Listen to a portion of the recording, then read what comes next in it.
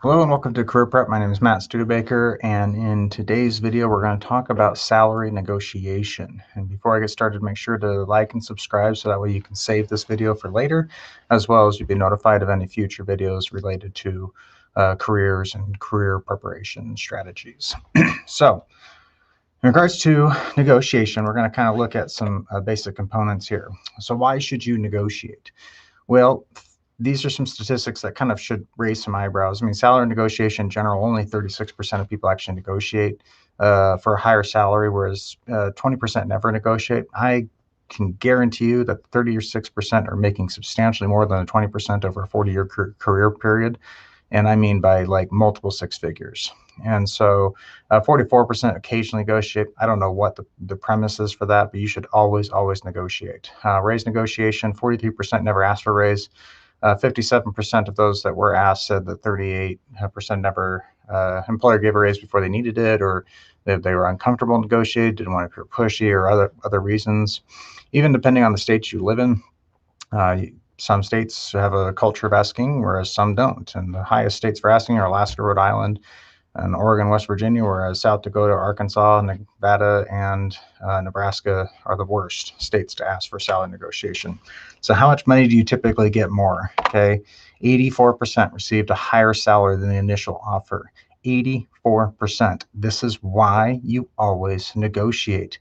You have a substantially high chance of making more money. From those that asked, 1 out of 5 got anywhere from between 11 to 20% more than what they originally was offered. Okay, so this is an expected and an area where recruiters are expecting you to ask, so it's okay to ask for more. Okay, there's a way we go about it. So when should we negotiate? We only negotiate when a job offer is on the table. You never talk about salary until an offer is on the table. Okay, and there's a bunch of reasons why. You could over or undersell yourself. Okay, if you don't, you could appear entitled. I mean, if you over undersell yourself, it kind of shows a lack of knowledge of yourself in the industry. You're thinking that you're worth way more than you actually are, or you don't think that you're worth as much as you actually are. Both of those communicate a lack of experience to us. If you oversell yourself, it could also make you appear entitled, which could really turn off and possibly result in you getting the offer revoked. Could show you have the wrong priorities, okay? And that's according to the employer, right? And they understand you're trying to get a job, but if your only motivation is money, that's a bad motivation, because what's going to stop you from applying for a job 3 weeks from now that just pays more money? That's the problem with it. And so that's why companies don't like it. And it's not a matter of whether you agree with that or not, because it doesn't matter about what you think in the hiring process. It matters what they think. This was a real example that played out in 2017. It was over Twitter. And so essentially she's asking in this tweet, I'm not going to read it, but she's asking in this tweet, like, hey, just want to know I'm going to get paid and stuff. And she had an interview. She had a second interview scheduled. And because of this, they informed her that she was disqualified from it. And if you actually read the smaller text here, it actually says, and their main reasoning is that we believe in hard work and perseverance in the pursuit of company goals, as opposed to focusing on compensation. And now, they didn't go about it the best way, but it's great because you actually see played out exactly these reasons why we don't talk about till offers on the table. When an offer's on the table, then you can negotiate, because they don't want to lose you, because you're the best person that they considered from the hiring process. Okay. And how does gender even factor into this? This is actually a huge contributing factor for why men and women get paid differently right off the bat. So 46% of men always negotiate versus 23% are uncomfortable negotiating. And if you look at the women, it's the flip side, right? 30% always negotiate, whereas majority, 31%, are uncomfortable negotiating. Okay. And so from personal experience, my wife and I actually had the same job at the same time, for the same company. I was making $5,000 more in a year than she was. And you could say on the surface, yeah, it looks like it's the gender pay gap happening there. But what happened is my wife got the job first. She forgot to negotiate. I didn't. And so I got $5,000 more than she did starting, just because of that. Now, in the end, we ended up equaling out because she got promotions and raises and surpassed me. But at the beginning, it was definitely something that was interesting to play out, and it was simply because negotiation. And you see this a lot because a lot more men are willing to ask than women. And so my hope is that more women will ask to help to break that this really unfortunate statistic here, where a majority of women are uncomfortable asking. No wonder men get paid more at the beginning, because they're more likely asked. Think back to that percentage: 84% ask versus those that don't. It also depends on the field you're working in. So like mining, quarrying, oil and gas extraction, some of the highest paying fields in the world. 51% of men negotiate, and there are more women that negotiate 40% of the time. What's kind of interesting is that those that do negotiate, their women are 54% more likely to get their increase as opposed to the men at 47%. So if women ask more, they're more likely to get more than the men are. So it's just kind of some funny stuff. This is a great book by Linda Babcock and Sarah Lashiver called Women Don't Ask. And they kind of break down some really important demographics here. So first off is that your current salary follows you to the next job. And this is where some people get into really short-sightedness and like, oh, I'll negotiate next time. And they said that those that negotiated their salaries out of college stood to make over $500,000 more over their working lives than those who don't. And it's just because every time you apply for a job, they say, oh, what were you making previously? They're doing that on purpose because they want to make you an offer comparable to the previous job, but just a little bit more. And so if you negotiated, got more, you automatically start off with the higher category. They also said that women that negotiate stood to make at least $1 million more over their lifetimes than other women who did not negotiate. Okay, so that's a huge statistic, and it is absolutely true. So please negotiate.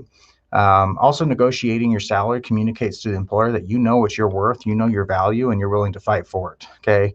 And so no one else can know this until you do. So you need to make sure that you're communicating that and that they know that.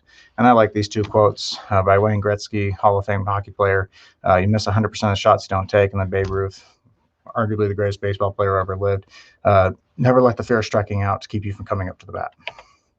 So there's two ways of negotiating people usually go about. This is the wrong way. It's win-lose bargaining. It's kind of like it's my way or the highway, driving a hard bargain. It feels like that you're both like bartering or haggling each other. That's not the approach you want to come across. You come across as arrogant, self-centered. Okay, this can create conflict, which could potentially damage the relationship, or could result in a potential offer being rescinded. I've heard multiple times where this has occurred, and it's always because people go about it with like the ultimatum, like my way or the highway. That's a great way to lose out on a job offer. Do not take this approach. The approach you want is like a win-win, or as if Michael Scott from the office would say, win-win-win. And so it's cooperative comparative bargaining, okay, or compromise bargaining. And so you want to make sure that you're communicating the value that you bring to the company, and that's why you should be paid more, because you bring more value and you're communicating that. So it's a win for you to get more money. It's a win for them because they're getting a better product than they originally thought. So when do you negotiate? So some people will say, oh, well, you shouldn't do a negotiation if it's bad economy, or if like you're going to lose the offer, or maybe you have weak negotiation skills, or avoiding an unpleasant situation, which is funny. I'll explain in a second. Lack of self-confidence.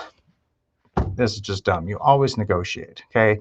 None of these reasons are good reasons. And, some people say, oh, the economy is really bad. They're still hiring. And so they still have a pay range. Every employer has a pay range that they have for pay you very little to a lot, and then everywhere else between. And they're never going to offer you typically the lot. They're always going to offer you somewhere in the middle or lower end. Right. And so there's room to go within that range. As long as you do research, ask for it. There's no reason you can't. Losing the offer, as long as you go about it the way I talk about in the slides, I've never heard someone losing an offer, not even close. Weak negotiation skills, well, you got to start practicing them. Avoiding an unpleasant situation is funny because the whole interview process is an unpleasant situation. So it's just like, why is this the thing deterring you? And a lack of self-confidence, build more confidence through practice.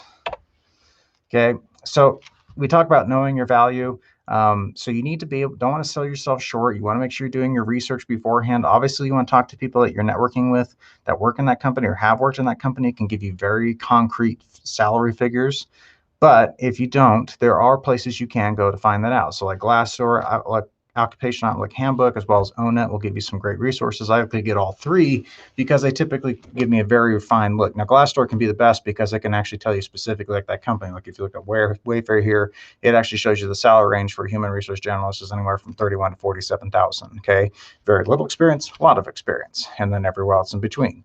But if it wasn't at Wayfair and you're just looking for a human resource specialist or generalist, then you can use these three to kind of break it down. So if you look at, Wayfair saying 31 to 47, then you look over at ONET and it's saying in Utah, the low is 32,000, the medium's 51. Well, that sounds a lot like 31 to 47.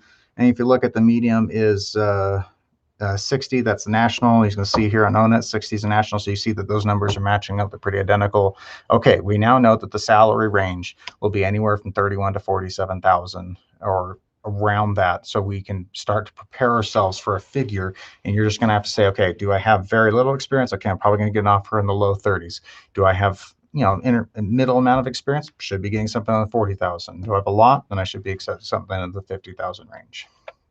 Okay, and these are others that we can go into detail another time, but you can see like the highest fields that have starting salaries are 45 in accounting to 55, finance 40 to 60, economics 40 to 60, and marketing, HR, management, hospitality, it just depends on the job. Okay, you can make a lot of money in marketing and HR, especially in manager positions, and so it just depends on where you're working. And then a big word of caution here, just because the salary might be a little lower than you were hoping. This is like looking at the top of the iceberg, not realizing there's a lot going underneath there. Okay, maybe this company has significantly better medical benefits than another company. Maybe they help contribute more to a retirement stock, right? Maybe they help pay for getting certifications and degrees, which ultimately result in raises. Maybe they have a lot of growth or built-in growth. That's a big complaint a lot of people have, is not being able to grow. And if this company has a culture of growth and moving up, that results in pay increases. Do they give you more time off, or do they help with leave? Do you get maternity or paternity leave, right? Do you get other incentives, guaranteed incentives with promotions and salary increases based off expertise, knowledge, experience? And so you want to make sure you're looking at the whole picture and not just salary, because maybe this job, if you're here, pays 5,000 less than this job, but this job over here that pays 5,000 less now pays more a year from now than the other job because there's more growth opportunities. Or they have much better medical benefits with a lower deductible out-of-pocket pay versus the one that pays more now, which over the long run you're going to lose a lot of money through medical expenses. And then just lastly, make sure you're willing to walk away, be ready, rank all the issues under consideration, not just the salary. Okay, rankings between parties if you have multiple offers, possible trade-offs, never give an ultimatum, and then practice makes perfect. So let's kind of dive into this. Most negotiations are done over the phone. Sometimes they're in person, but most of the time we want to do them over the phone. And so if they offer the job to you over the phone, we don't commit to anything. Okay, you just say something non-committal like, oh, that's great to hear, thank you, or that's awesome, right? Something real basic like that. And then they're going to state any offers that come with this, and that's going to essentially be where the salary pops at. So let's just say that they offer you an amount of $45,350. Very rarely are these actual straight zeros after the salary figure there, but we'll just use it for this. And so after they finish talking, the first thing you want to let them do is let them know how appreciative you are of the offer and of their time and effort, and that you're appreciative of getting the job, et cetera, right? And then while you let them know that you are appreciative, you let them know that the offer, and I like to say this specifically, was a little bit lower than what I was expecting. It doesn't put up walls, or it helps break down walls. It helps keep things a little soft. And so I throw that out there. Now I like to pause and let them ask me, like, what were you expecting? You don't have to do that. That's just me. But so I like to pause, and they ask that, what were you expecting? Well, I was expecting an offer of $50,000. And then I immediately go into my number one qualification. Now, I say here, never go above 5,000. This is more for starting positions out of college, which are typically about 10 to 15% is about $5,000. If you want to stay in that range, is 10 to 15%. So if you're starting right out of college, typically that 10 to 15% is about $5,000. If you're more established, seasoned, obviously, if you're applying for a job that's $100,000, you ask for $10,000 increase, that's still 10%, that's acceptable. So typically rule of thumb is 10 to 15%, but 5,000 for most starting college students out of college is 5,000. That's where I'm getting that figure. So I stick to that just because that makes you look entitled if you're jumping way beyond that mark, right? Or it just kind of shows your inexperience. If you're way past that, it could really turn people off real fast, and they're just like, well, we can't afford that, or that's way outside of our range. And so that could result in not getting it. But within 10 to 15% is well within the limit of being able to ask for that. So once you state that amount, you immediately back this up with your number one selling point, and it needs to be unique, to you as much as possible, okay? These could be anything to do with the preferred qualifications if you have them. So if you do have them, you definitely talk about them. If you don't, I mean, talk about like length of work history, knowledge of the industry, something that you have that's highly desired, that they have interest in, that they can't find a lot of candidates that have. So whatever the case might be, okay, just having previous job titles or like, you know, a degree, that's not really unique. So you want to be more unique with those. Whatever it is, once you state it, shut up, right? Saying as nicely as I can, you got to stop talking. Some people dig themselves a hole because they end up talking themselves off the ledge here with the negotiation. Don't do that. So just stop talking. And then they are either going to say yes or no. If they say yes, congratulations, you just got a raise for making more money. Maybe they even give you some amount, but not the full amount. So, or they say no. And so if they don't give you the full amount or they don't give you any of what you're asking for, use stalling to your advantage, okay? And even if they do give you some, that's a victory. You got more money simply by opening your mouth and asking a question to make more money. Okay, so that's a victory. Don't feel like you didn't get anything. You've obviously got some more money. So let's see how much you can get. But if they say no, use stalling your advantage. If you're married, I'd like to say, well, can I go home and discuss this with my wife for a couple of days before I make a final decision? We don't want to make any major decisions before we have a chance to talk about it. Generally, people are okay with that. If you're not married, I mean, you can just say, well, can I go home and think about this? I just want to make a quality before I make a quality decision like this, like a change of employment. I just want to make sure it's right. And since it is a little bit lower than what I was expecting, I just want to have a chance to just weigh the options, and then I could get back to you in a couple of days. And so they either say yes or no. If they say yes, make them wait. Okay, make them sweat it out. If they say no, you're just gonna have to figure out if you want the job right there and then. And just know 100% certainty of a guaranteed job offer is a whole lot better than zero. So if you're unemployed, I would consider it extremely unwise to turn down a job when you have none. Okay. And I don't care if there's other job opportunities laying up, those are 0% guaranteed. You're going to turn down the one that is guaranteed. Okay. So if they come back with more, not the full amount, again, that's a victory. Okay. And so, and if they come back more, but not the full amount, all right, I do the whole thing. I just kind of recycle everything, right? And express gratitude. I state that's a little bit less than what I originally offered. I give them another qualification. Again, I'm adding value by doing this. Give them another qualification, and I use delay tactics again, okay? And then after the negotiation process is over, make sure you just get it in writing, so that way you can get that. Either they'll have you do it, or you just send them the job acceptance letter, so that way they can have that. Just send it within 24 hours. But I'll just share a real world example of this. So it was my first job out of college for my undergrad and my bachelor's. And then they extended the offer. I stated the amount, about 5,000, a little around there, more than what they had originally offered. And I did all the things, expressed gratitude. I stated a qualification for why, and they said, well, we just can't give that right now. And so I said, well, can I go home and talk to my wife about it and get back to you in a couple of days? And they said, sure. And so I went home. They called me the next day, and they actually told me they were able to give me more money. And so what did I do? I did everything again. I expressed gratitude for them going to bat, giving me more money, doing all this stuff. And that, while it's great that I am more money, it's still a little bit less than what I had. I give them another qualification, but I said, hey, with this new amount, I'm going to go talk to my wife and see if it's something that we're and just weigh the options. Even though it is more money, it's still less than what we were expecting. And then I could get back to you in a couple of days. They begrudgingly said yes. They didn't want to lose me, and I could tell that they wanted to get me. And they called me an hour later with the full amount. So it definitely works. From people that I talk to, this works a lot. And so please implement this strategy. Like I said, if you do go about it the route that I'm talking about here, you're never going to get an offer rescinded from you because of like arrogance or like showing too much, that you're just wanting too much or being money crazy here. This is a very honest and best approach to going about getting more money. With that said, this is the end of this video, and we will talk to you later.